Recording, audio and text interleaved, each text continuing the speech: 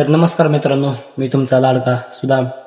तर आजचा व्हिडिओ काढण्याचं फक्त एवढंच महत्त्व आहे की 10वी-12वी झालेले विद्यार्थी किंवा मुलं मुली ह्यांना व्यवसाय कोणता करावा हे कळत नाही.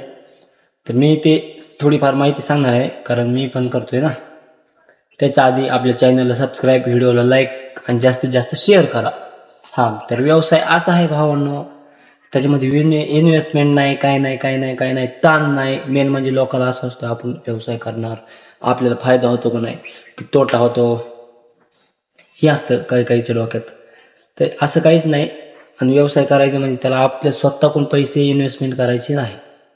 फक्त घरच्यांना बोलणं घालायचे की बाबांनो मला शिकणं होत नाही, काही होत नाही, त्याच्यामुळे मला 2-3 म्हशी घेऊन द्या. आणि म्हशी घेऊन घेतलेल्याच्या नंतर काहीच अडचण नाही. एक म्हैस देती दिवसाला 5 ते 7 लिटर दूध दिवसाला. 3 म्हशीच काय आपण 5 धरून चालू, 3 म्हशीच का व्हायला लागलं 15 लिटर दूध झाल्याच नंतर दुधाला भाव भेटतो 70 रुपये, 60 रुपये. तर आपण 60 धरू. 10 लिटरची किती व्हायला लागली 600, आणि 5 लिटरची 300, 6 आणि 3 900 रुपये रोज पडायला. आणि 27,000 रुपये महिना. 27,000 रुपये महिना चांगले नाही. आणि आपल्या म्हशीमा काय नाही, 10 वाजता सोडायच्या, 10 वाजता सोडल्या, 10 वाजता सोडायच्या, 5 वाजता आरामशीर घरी आणायचं, खायला टाकायचे, बस आरामशीर.